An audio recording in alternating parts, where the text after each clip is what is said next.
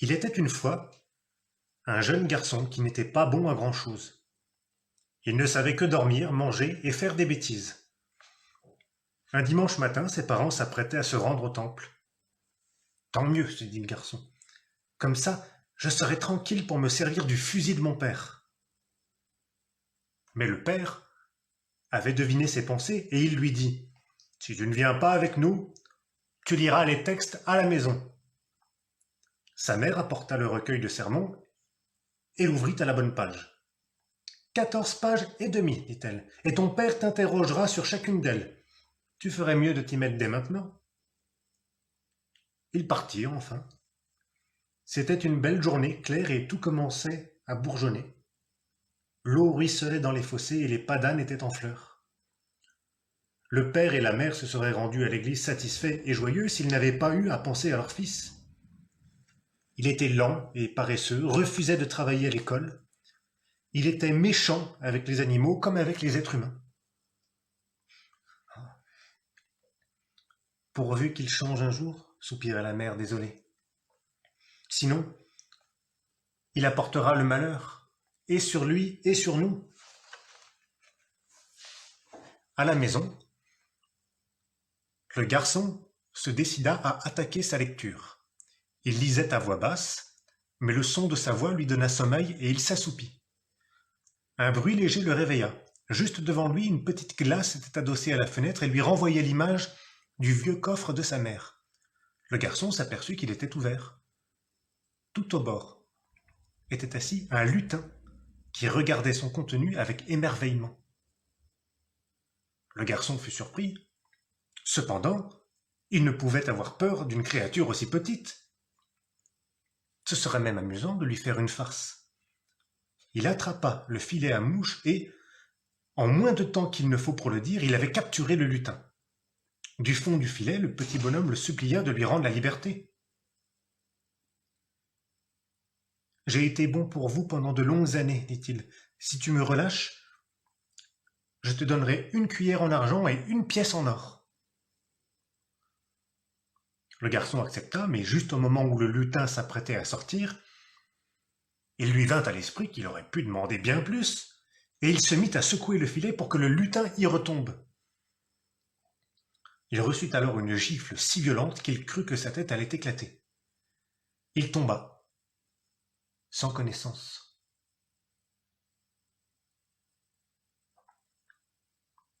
À son réveil, il était seul. Le coffre était fermé et le filet rangé à sa place. Ce n'était pourtant pas un rêve, car sa joue était en feu. Je ferais mieux de continuer ma lecture, se dit-il, et il se dirigea vers la table. Mais pourquoi devait-il donc faire autant de pas? La maison lui paraissait plus grande. Il lui fallut escalader le fauteuil pour s'asseoir dedans, et pour voir le dessus de la table, il dut grimper sur la coudoir. Pour lire, il avait tout bonnement dû se mettre debout au milieu du livre. Il parcourut quelques lignes, puis ses yeux tombèrent sur la glace et il s'écria: Tiens, voilà encore le lutin! Car il y vit distinctement un tout petit bonhomme vêtu d'une culotte et d'un bonnet. Il est habillé comme moi, remarqua-t-il en frappant dans ses mains. Il se rendit compte alors que le bonhomme dans la glace faisait comme lui. Il se pinça le bras et se tira les cheveux. Aussitôt, l'autre en face en fit autant.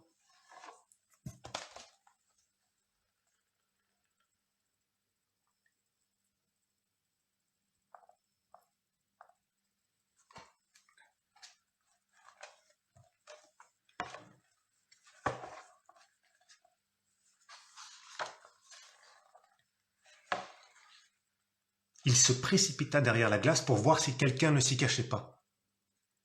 Mais il n'y avait personne. Il eut alors très peur, car il comprit que le bonhomme de la glace n'était autre que lui. Si j'attends un peu, je redeviendrai un être humain, se dit-il en fermant les yeux. Mais pas du tout. Il était toujours aussi petit. Il faut que je me réconcilie avec le lutin, s'exclama-t-il. Il se mit à le chercher derrière le placard et sous le canapé, mais en vain. Le garçon éclata en sanglots, promettant de ne plus être méchant, de ne plus jamais mentir, de ne plus s'endormir en lisant le sermon, d'être sage et obéissant, si seulement il redevenait un petit garçon. Rien n'y fit. Peut-être le lutin était-il dans l'étable? Le garçon se faufila par la porte entr'ouverte et vit sur le seuil 2 minuscules souliers. Apparemment, le lutin avait prévu que cette situation pénible allait durer.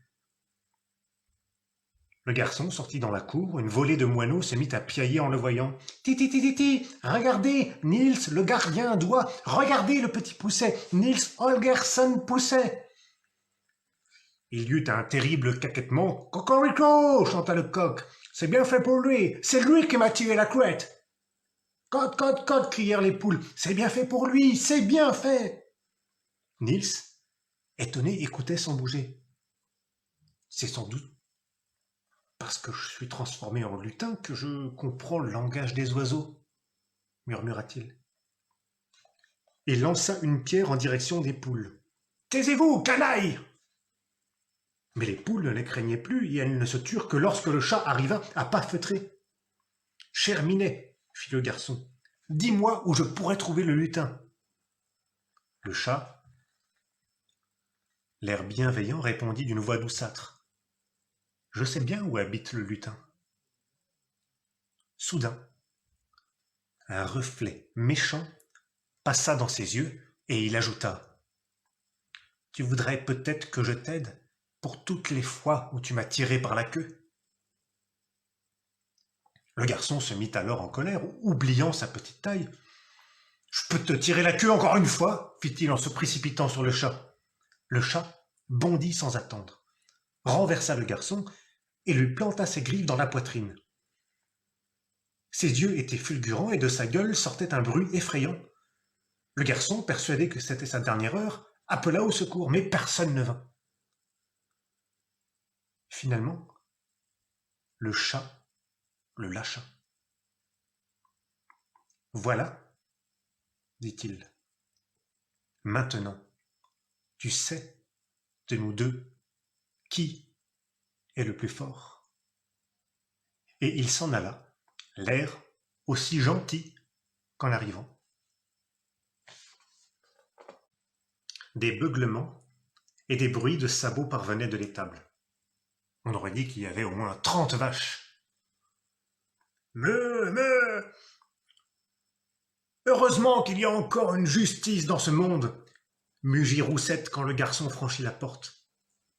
Il cherchait toujours le lutin. « Viens donc par ici que je te fasse danser sur mes cornes, dit Blanchette.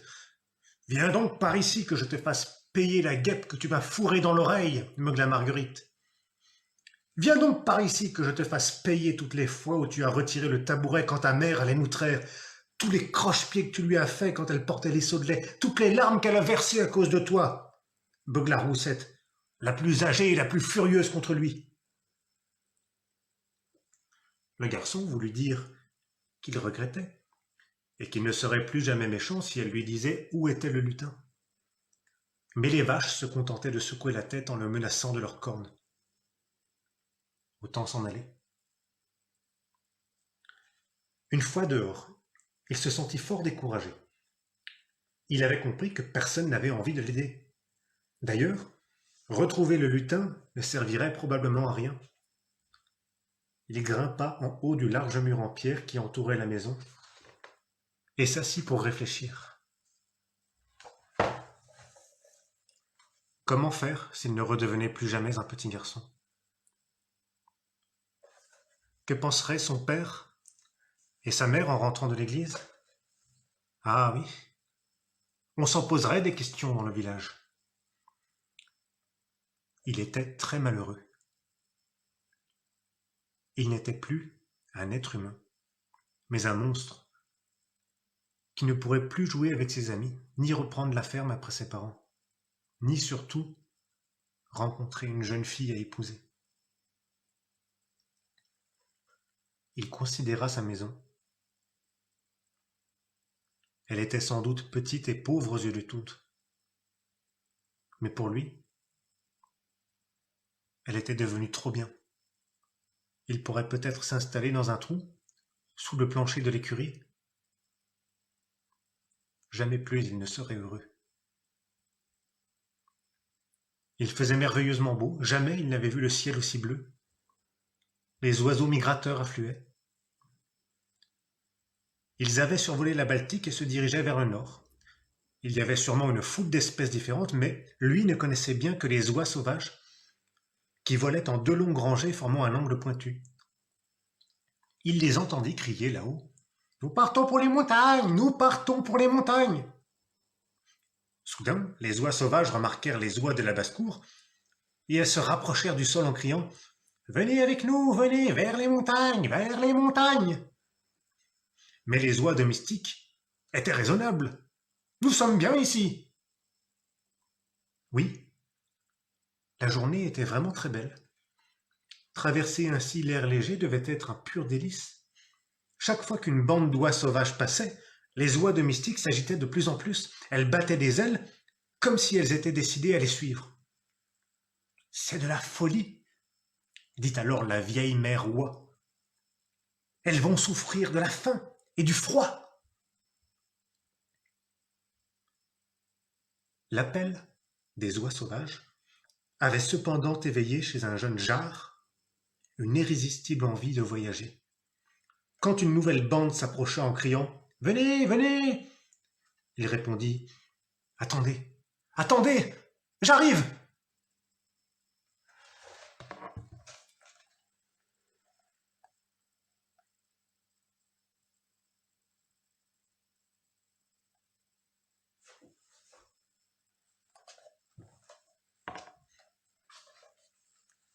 Il déploya ses ailes et s'éleva dans l'air.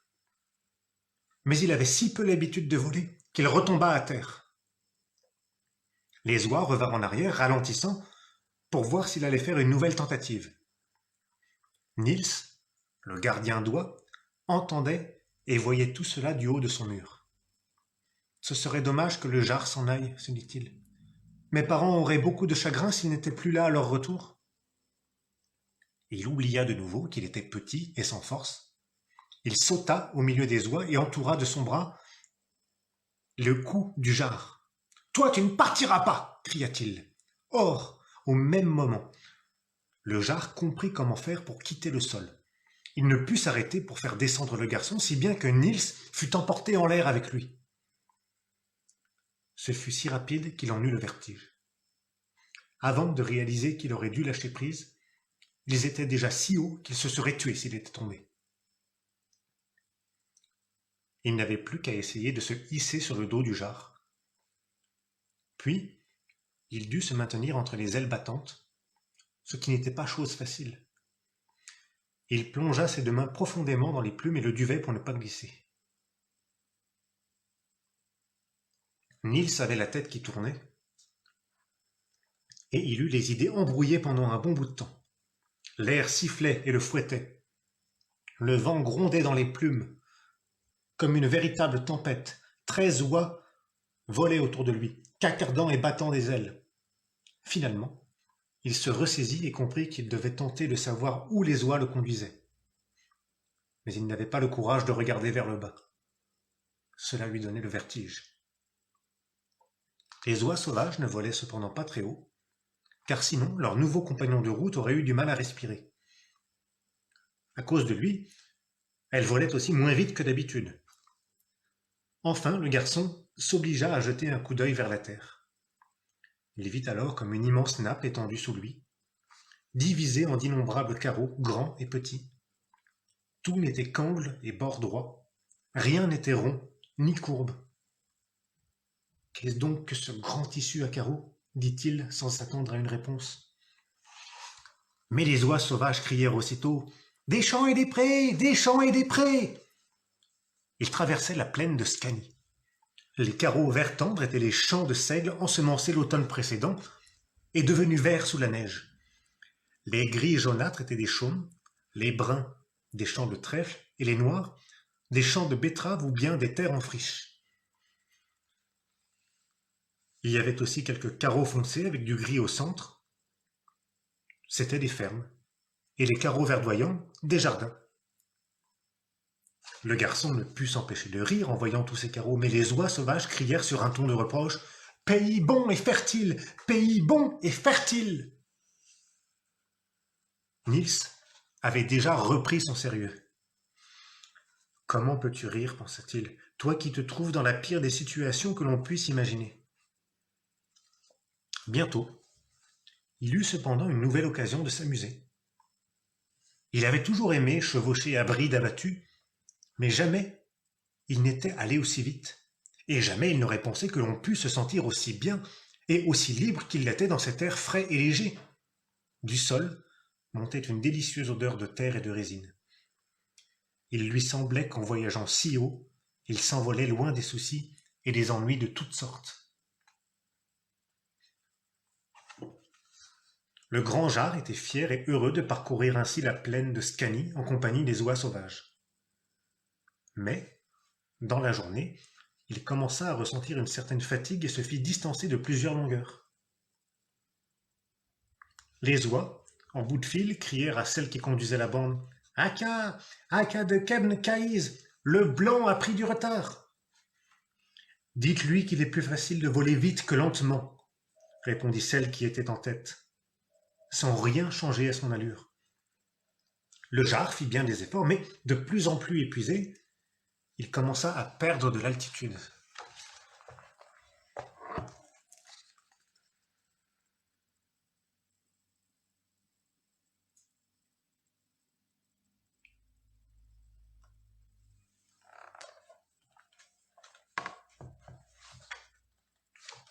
Aka, Aka de Kemkaïs, le blanc tombe. Celui qui n'a pas la force de suivre n'a qu'à retourner chez lui, cria Aka toujours sans ralentir. Ah, c'est comme ça, se dit le Jard. C'était donc pour rire qu'elle l'avait fait venir. Elle n'avait jamais pensé l'emmener en Laponie. Il ne pourrait pas montrer à ces vagabondes qu'une oie domestique les valait bien. Cela l'agaçait d'autant plus qu'il était tombé sur Aka de Kemkaïs.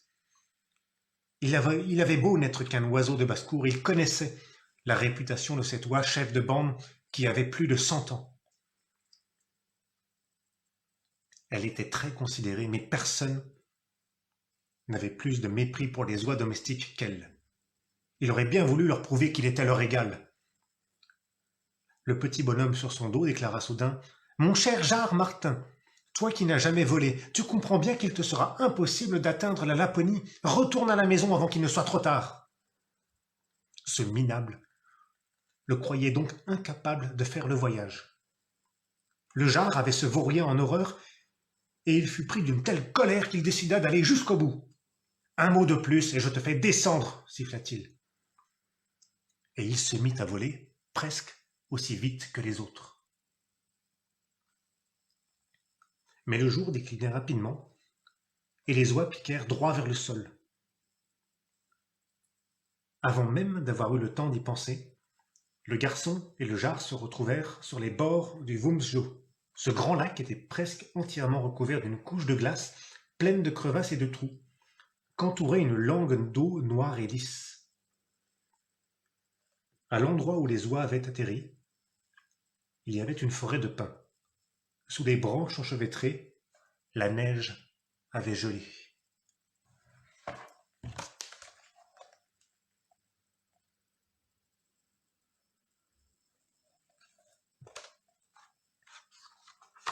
Le garçon fut saisi d'une telle angoisse qu'il en aurait hurlé.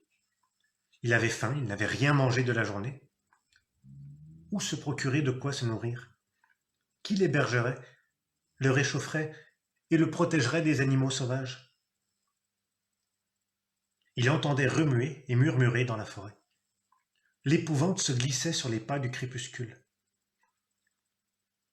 C'en était fait du joyeux courage qu'il avait montré là-haut. Très inquiet, Niels chercha du regard son compagnon de route. À présent, il n'avait plus que lui.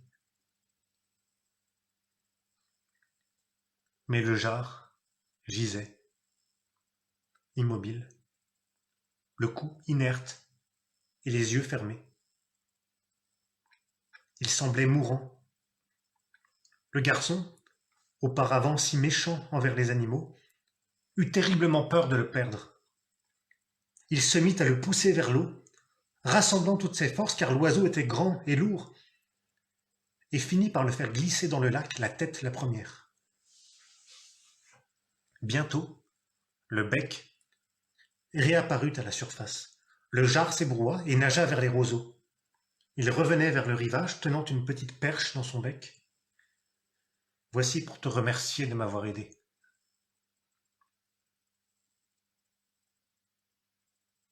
Il y avait bien longtemps que Niels n'avait entendu un mot gentil, et cela lui fit autant plaisir que le cadeau. Manger un poisson cru lui parut d'abord impossible, puis il eut envie d'essayer. Son couteau n'était pas plus long qu'une allumette, mais c'était suffisant pour écailler le poisson. Bientôt, la perche fut avalée.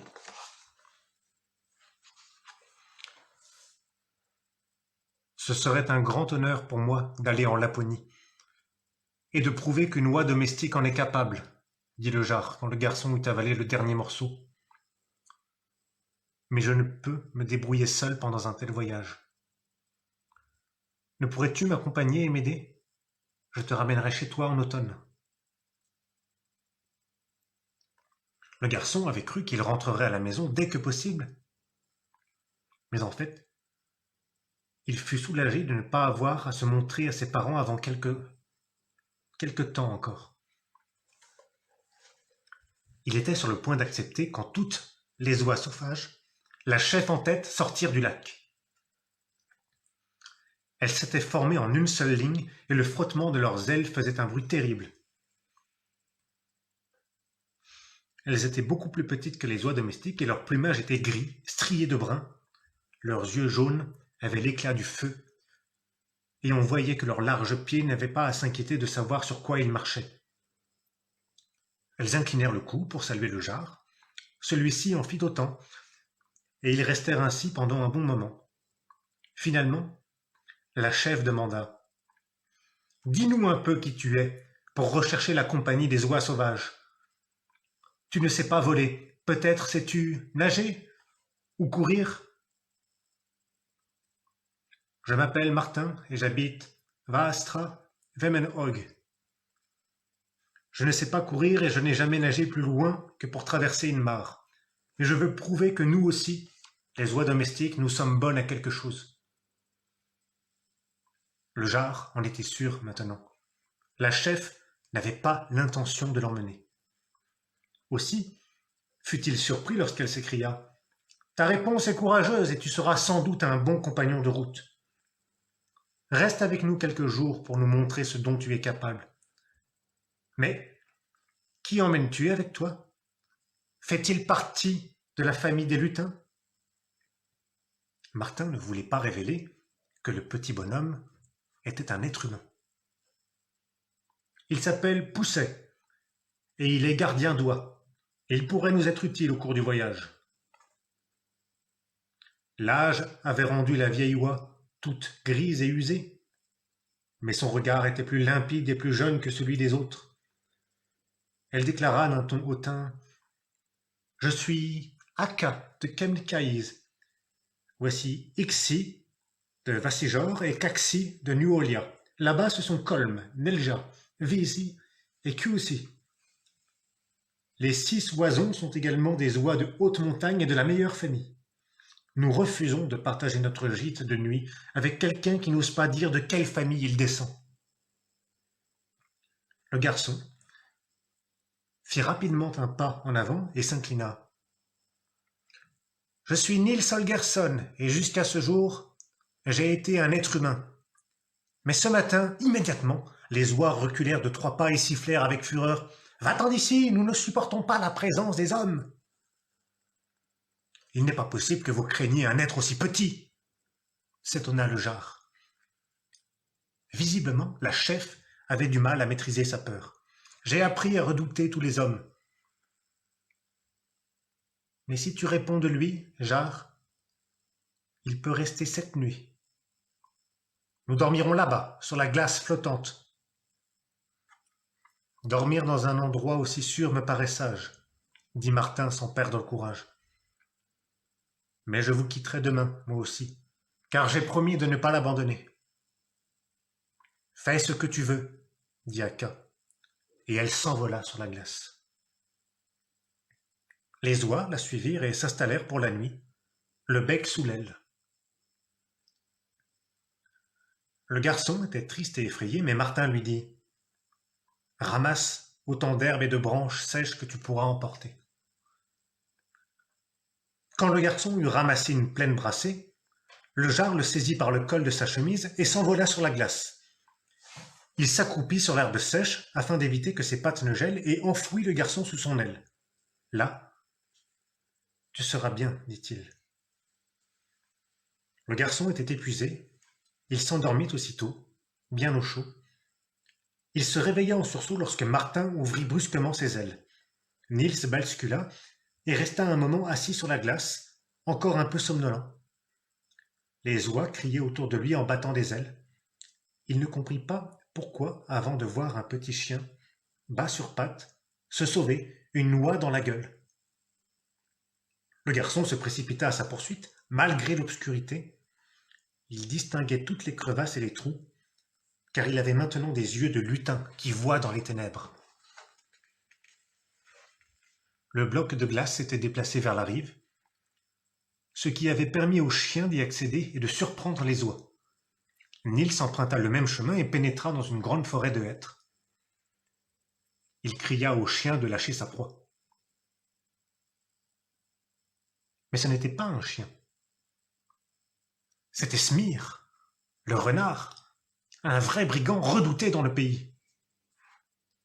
Finalement, le garçon réussit à le saisir par la queue. Mais Smyr continua à courir en le traînant derrière lui sur une bonne distance. Réalisant que son poursuivant était inoffensif, le renard s'arrêta pour le taquiner un peu. Mais Niels tira alors de toutes ses forces. Smyr laissa tomber l'oie qui put d'un coup d'aile se sauver. Furieux, le renard tournait sur lui-même, dans un tourbillon de feuilles sèches. Mais le garçon s'accrochait à la queue en riant. Il commença cependant à craindre que le renard ne l'attrape. Il lâcha soudain prise et grimpa en haut d'un arbre.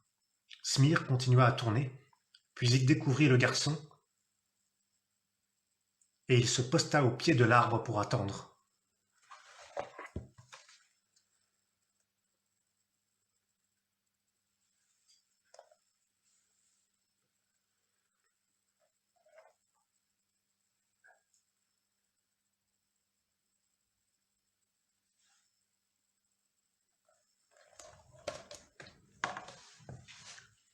La nuit fut angoissante et froide.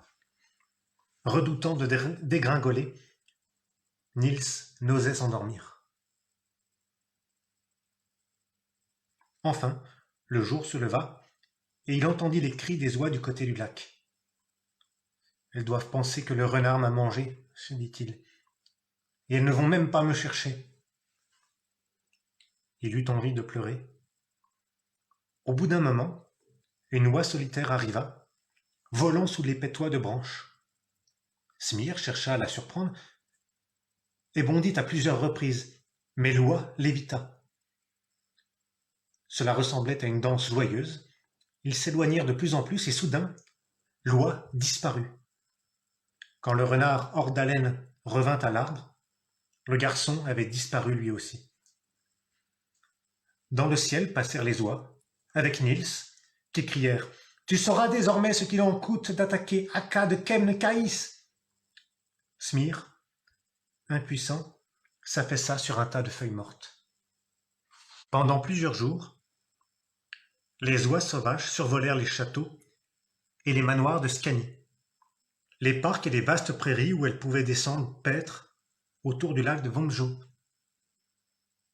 Tout le monde riait et s'amusait, Niels encore plus que les autres. « Tu es trop audacieux, tu cours partout, » lui dit Aka. « N'oublie pas que tu as beaucoup d'ennemis. Le renard et la fouine dans la forêt, la loutre sur la rive, la belette sur les murs de pierre, la vipère dans le pré. Méfie-toi des éperviers et des faucons, des aigles et des buses. Ne fais confiance ni aux pies, ni aux corbeaux, ni aux hiboux. Le garçon n'avait pas vraiment peur de la mort, mais il n'avait aucune envie d'être mangé. Comment faire pour me protéger? S'informa-t-il.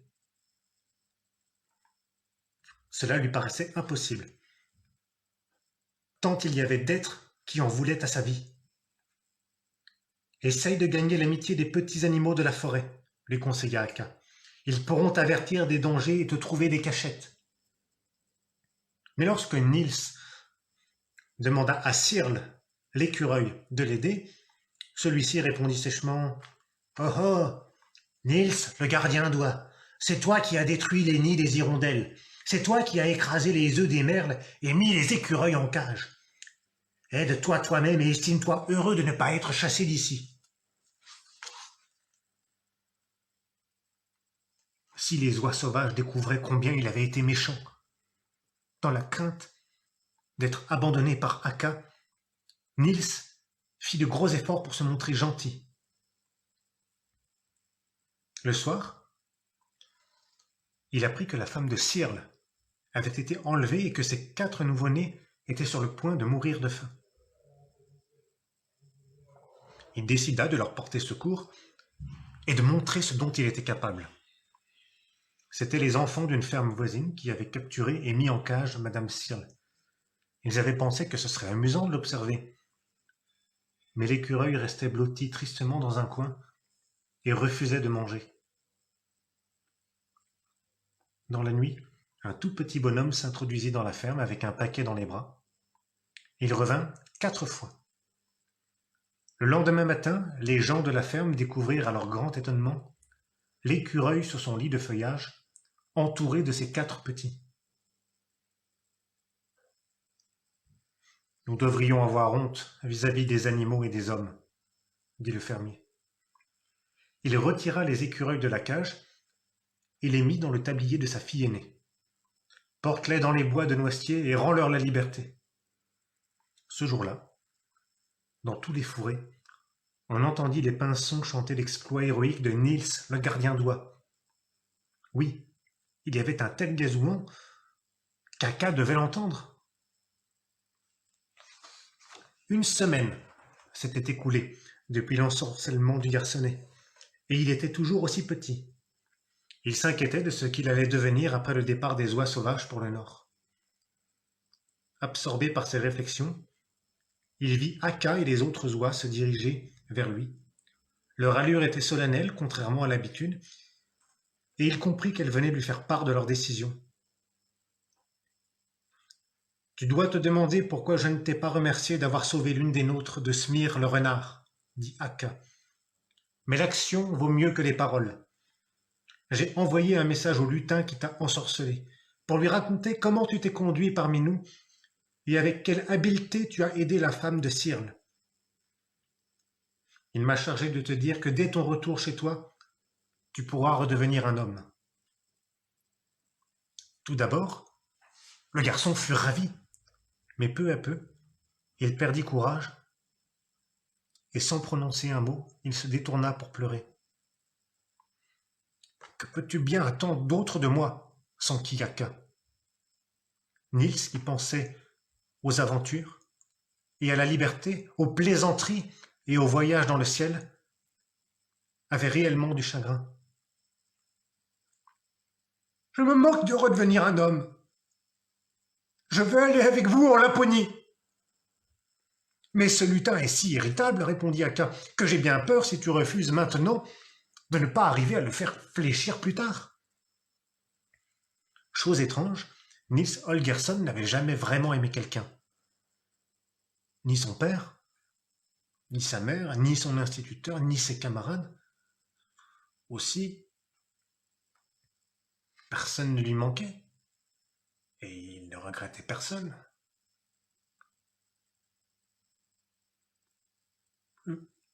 Je veux vous suivre en Laponie. C'est pour cela que j'ai été gentil toute une semaine. D'accord, dit Akka, mais un jour peut-être tu le regretteras amèrement. Non, dit Niels, je n'ai jamais été aussi bien qu'ici, avec vous. Je ne regretterai rien. À ta guise, dit Akka. Niels fut si heureux qu'il pleura de joie. Comme auparavant, il avait pleuré de chagrin. Un matin, de bonne heure, les oies, qui dormaient sur la glace du lac Vomjo, furent réveillés par des cris stridents venant du ciel. Trirop, Trirop, Triatune la grue fait savoir à Akka que c'est demain la grande danse des grues à Kullaberg. Soyez les bienvenus. Les oies sauvages furent très contentes. Tu as de la chance, dirent-elles au Jar blanc, de pouvoir assister à la danse des grues. C'est donc si extraordinaire demanda Martin. C'est quelque chose dont tu n'as même pas pu rêver, répondirent les oies. Mais il faut d'abord songer à manger quelque chose, dit Akka. Elles s'envolèrent vers les marécages au sud de Glimungeus. Ce vieux château de pierre dominait la plaine par sa hauteur et son caractère grave, et on pouvait le voir à des dizaines de kilomètres. Tout en haut, sur le faîte, une cigogne avait construit son nid.